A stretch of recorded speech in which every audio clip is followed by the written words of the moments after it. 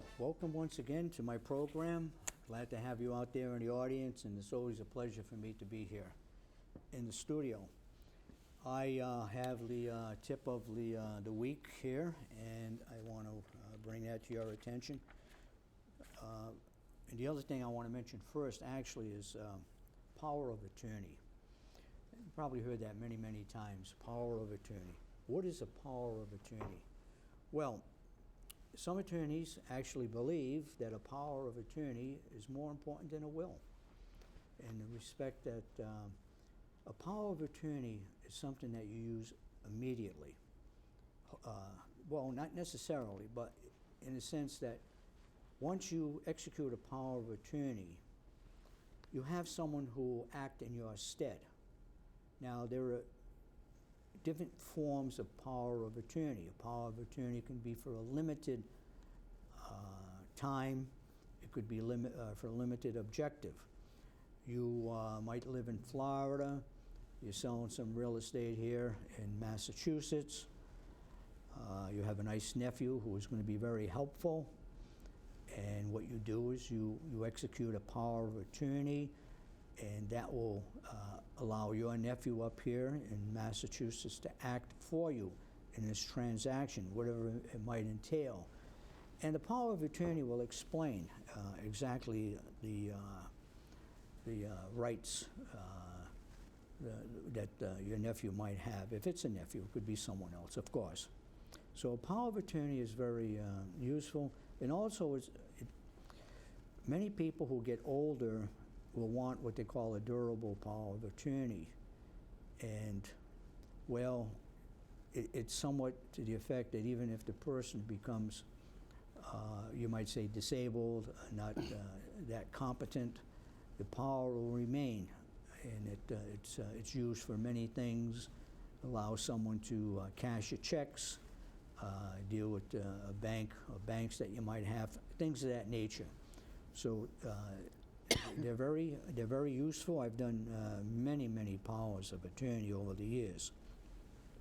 So I wanted to bring that to your attention. And of course, remember that a power of attorney ends with the person who has executed the power of attorney if that person passes away. So if a person passes away and they've executed a power of attorney, that is the end of that power of attorney. A will, of course, is different. When a person passes away, that's when the will becomes in force. So, wanted to bring that to your attention as a tip of the week, and we're going to get over to my guest, and that is Gabe Andrade. Welcome, Gabe. Thank you. School committee man, Gabe Andrade. Yes. How long have you been on the committee now? Just a little over 4 years. It will be 5 years at the end of the term. Okay. Which will be in January. Big question. Are you going to running this year? I'm thinking about it. I will be making a term decision sometime. Oh, so not quite certain. Not quite certain just as yet.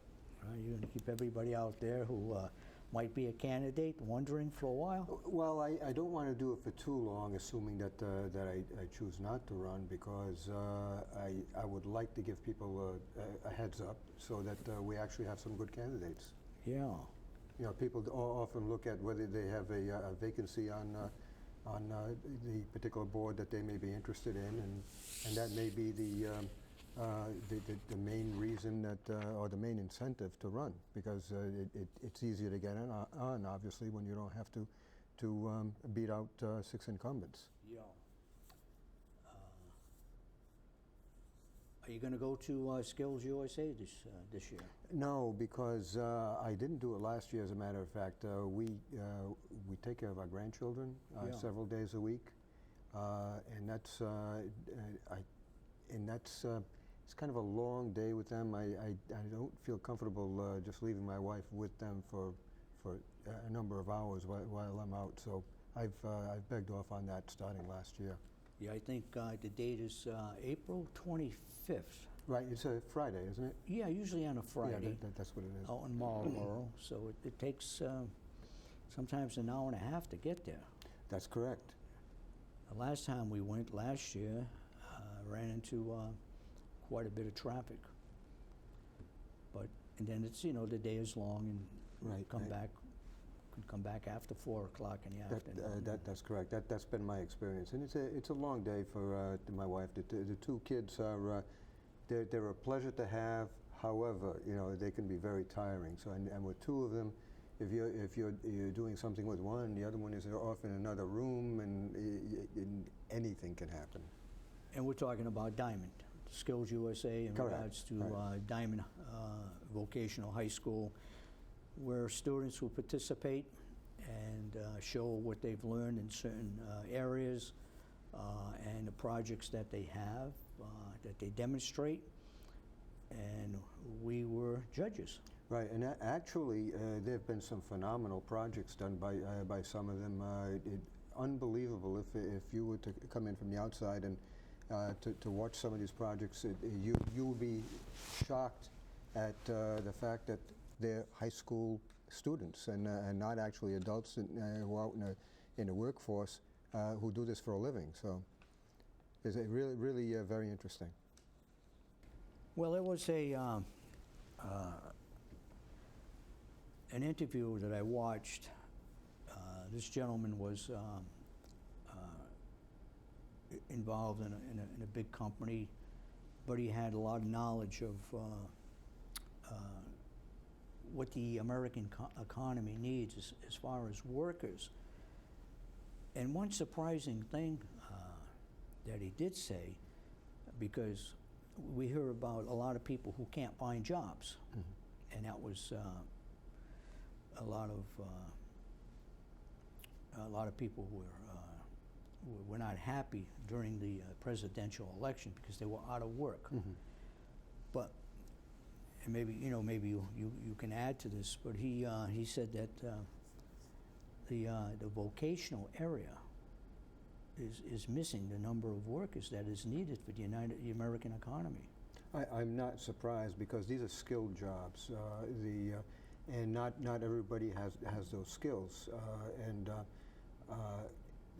just the fact that when you look at how they choose a school that's planning to put in a vocational program, there has to be an employability factor. You can't just put in any program you want. You have to be able to demonstrate that these kids coming out of that program are employable. So it's not a surprise. The jobs that would be harder to find, I would think, would be those jobs that require very few skills. And there was also on a news report that the construction industry is actually doing well, except they don't have enough skilled workers. They could do even better, they were saying, if they could get in the welders and the carpenters and the sheet metal people that they can't find. No, and that's the thing. What we've seen in high schools for many years in the past is everybody touts college. You know, go to college, go to college, go to college. But whatever you are getting into, even if you're going to college or something, it's important to have an idea of just exactly what you want to do, or what the chances of finding a job in that field would be, if at all possible. And clearly, if those technical skills that you're not going to get necessarily in college, you might get at a community college possibly, different programs they have there, and certainly at a voc school, really don't get the publicity that they probably should in terms of the employability factor. And that's what I guess Skills USA does? Well, what that does is allows you to highlight what you've learned or what you've done with what you've learned in those fields. That's basically what it does. And it emphasizes the vocational. Well, absolutely. Skilled area. They also they've changed the name. I forget what the new name is, but they had a division. They used to call it Tech Prep Showcase, I think. That's not the name anymore. No. They changed it maybe going back about 2 or 3 years. But basically, you did not necessarily have to be in a voc program, but you had to give some technical presentation. Oh, I see. It did not, usually it was a project, it was not like an academic project, but you did not have to be in a traditional program or do it from a traditional Because program. some high schools do have vocational training, not on a Correct. full scale as a vocational Correct. high school. So I guess in that sense, they could qualify in regards to a project that Yeah, or they worked could on. even do it from even if they were not involved in a voc type of or career type of focus, but Yeah. it had to be career oriented. I see. Now, we just got at the federal level, maybe you've been following this, but we just got a new Department of Education. Correct. Secretary, I guess they call it. Secretary of Education, yes. Female. I think her name is DeVoice. DeVos. Yeah, DeVos, and never had any background in education. But she's going to be the new secretary, and she said, well, she's been advocating prior to this, prior to being nominated by the president. She's advocated charter schools. Well, not only that, before she became an advocate for charter schools, she was a big advocate for vouchers, school vouchers. Okay, now, maybe you could explain that. Did school vouchers precede charter schools? Yes, they did, and they still exist They still exist. to a certain extent. The charter schools seem to have predominated in the last. What is a school voucher? Let's say a child can go to the school he wants. Let's say it could be a Catholic school. It could be another religious school. It could be a private school of any kind, and that child would receive state money not state money, or it could be local money. To go to that school. To a parochial school. But obviously that money, it could be a parochial school, it could be a private school of any kind. And this was bigger years ago. It's not as big now, but it still exists.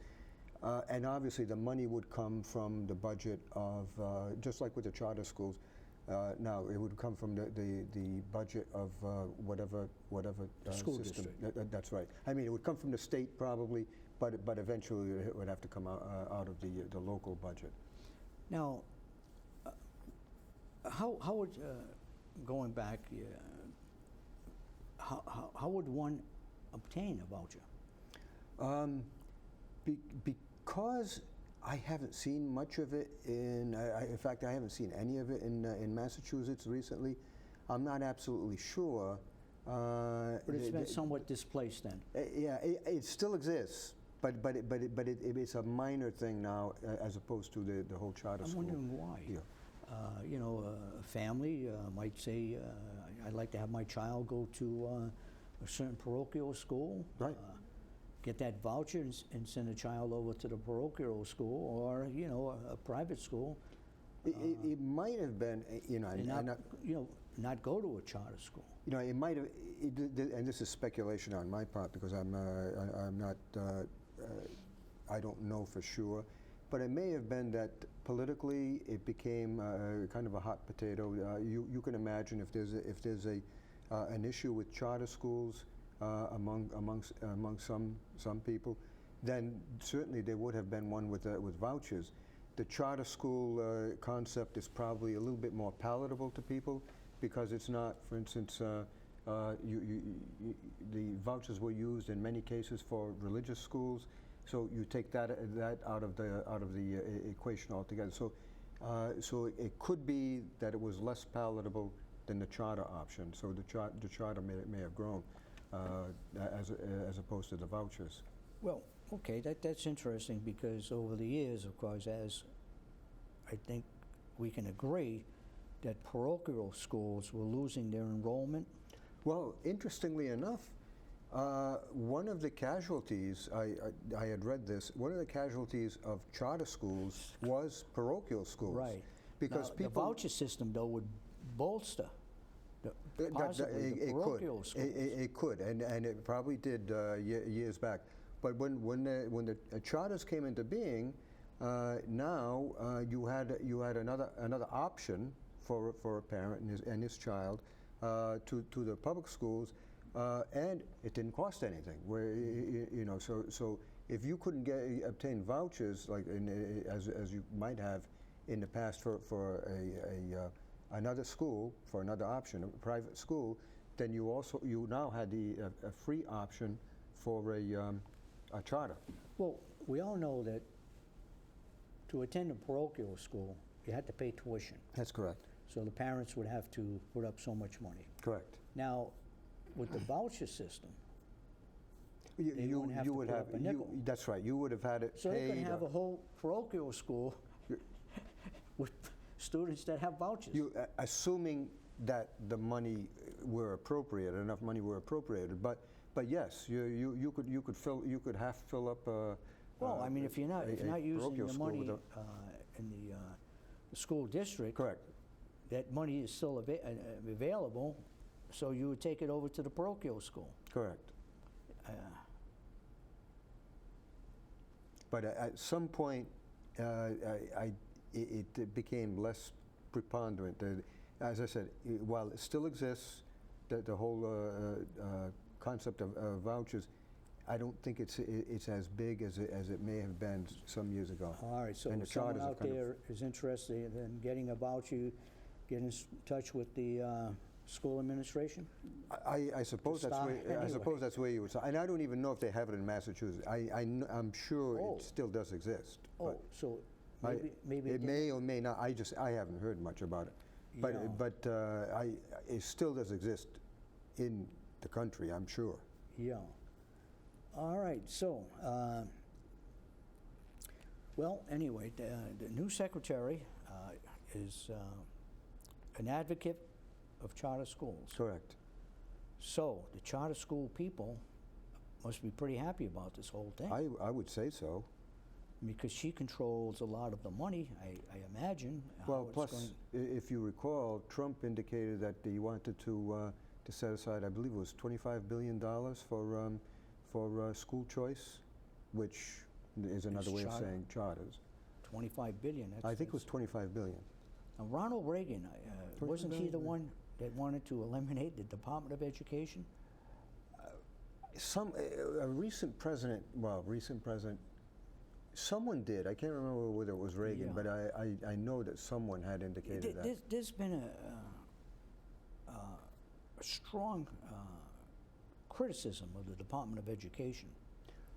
Well, there's a I'm talking feeling federal.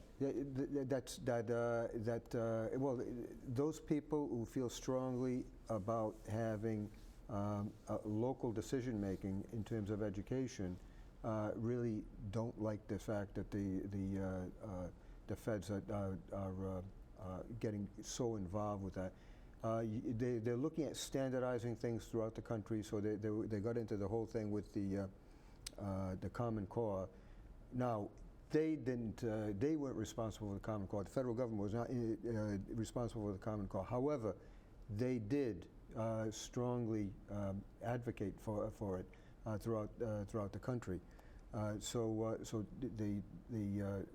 they were very heavily involved in terms of curriculum, which Common Core is certainly. They were very much involved with testing, which promoting and pushing testing. They were very much involved with school choice or charters.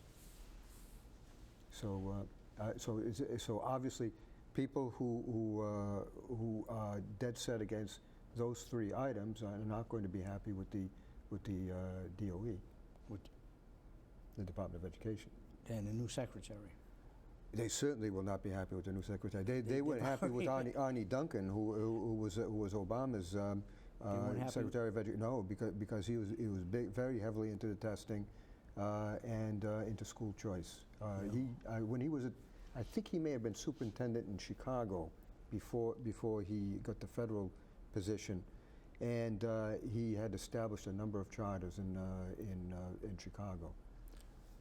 Well, at the last South End neighborhood meeting, our special guest speaker was the superintendent of schools. Oh, good. Yeah. It must have been interesting. Well, it was. It was nice to meet him and listen to him, of course. And he spent a lot of time, took a lot of questions. He went over, you know, he explained he's new on a job. He's still learning about Fall River, that he was the head of the Department of Education. Right, he was the Secretary of Education. And that's apart from, and that can be confusing. In fact, I may have been a little confused about that initially, but that's a political appointment. So he was appointed by Deval Patrick, the governor at the time. And that's apart from the DESC, the Department of Elementary and Secondary Education, which would be run by the Commissioner Mitchell Chester, still today. So he told us a little bit about his background, and that he's so happy to be in Fall River. He thinks Fall River is a great city. Yeah, he has mentioned that to me, and you know, sometimes you listen to someone talking like that, and you try to figure out, well, does he really mean that, or is it? It's called cynicism. Correct, but I think to some degree he does. He was telling me one time, we were talking, and he was saying he was superintendent in Brockton for a few years, and he was telling me that, you know, you look at Fall River's downtown, you have some nice Victorian homes like in the downtown area. You actually have a downtown. He said, you know, there's none of that in Brockton. He said, you know, it's like, and it doesn't seem like they have much of a downtown at all. And then they have, you know, areas. You should have been here 30 years, 40 years ago. So I think he does like it actually. So I mean, from a distance, he doesn't have to live in it, but yeah. So he talked about different things, and he seemed to have recognized that the school population, many of the students, English is a second language. that's correct. And he said that that's a difficulty. No question. And then he talked about the school building itself, and this measure that's underway to build a new high school. Mm-hmm. So he started talking about the 80-20 split. Correct. The state would pay 80%, the city 20%. So I asked, how much is 20% to the city of Fall River? It's still a lot of money. I mean, I don't know what the estimate is, but $40 million. Okay, And so I they said, already figured it out. Then I said, well, no, I didn't figure it out. He told me. Yeah, right. So I said, that means the school cost will be $200 million. And that kind of bowled people over a bit, because that's a huge amount of money. Yeah. Then he explained that $40 million to the city could go up to $50 million, because some parts of what would be done is not 80% reimbursable, but wholly the school department's expense or the city's expense. Yeah, I'll tell you one thing, for instance, that is not reimbursable, and that's, for instance, the gym. The gym is not they will not fund us for a gym, and I can't remember whether the auditorium was another section that they couldn't do. But that was like a major piece that I heard almost immediately that they would not. Okay, maybe you can answer this question here, and that is, if it goes forward, it probably I'm sure it's going to be a referendum. The city will have to. It depends. If it won't go on a ballot. No, it doesn't. I don't think it has to, because there's been some discussion about that. What would have to, it would go on a ballot if you couldn't borrow the money. If for instance, If the, and there is apparently a cap, or it may be a self-imposed cap, based on the advice of people who Well, are it'd have to advising go- us on finances. It'd but- have to go out to bond. Correct. Now, if it it's always a certain amount, it goes to the voters. See, I'm not sure. At one time there was. I don't know what the situation is right now. Okay. But I will tell you, one situation where it would have to go to the voters is if you can't borrow the total amount. So that let's say you needed, you mentioned $40 million. Well, you said Let's say 40 you to needed $50 the $40 million, and it was determined that there was not enough room to borrow. It wasn't prudent, fiscally prudent, to borrow those $40 million because of how much you already Now, owe. is that going to be school side or city side? The city borrows on, Borrows. yes. Okay. The school department cannot borrow. We're getting down to the last aspect, and that's not so clear, so we don't need to finish that Okay. right now. Do you have any idea how the school will be built, in a sense that the old one, you still have students, they need to attend class? Is there,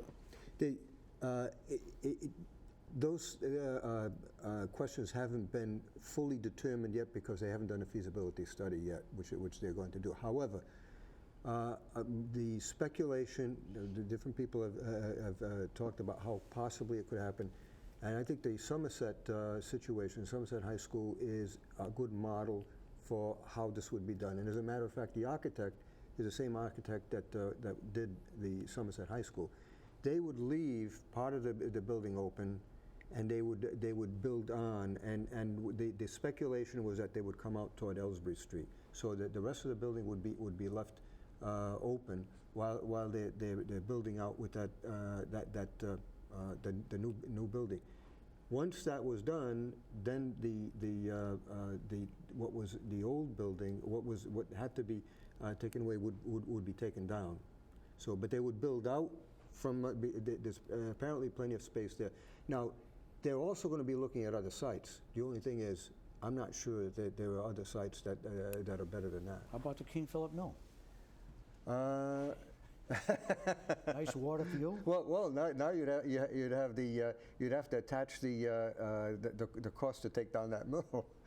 But Well, I mean, at $200 million, you can build a Taj Mahal. Well, you don't need to take that building down.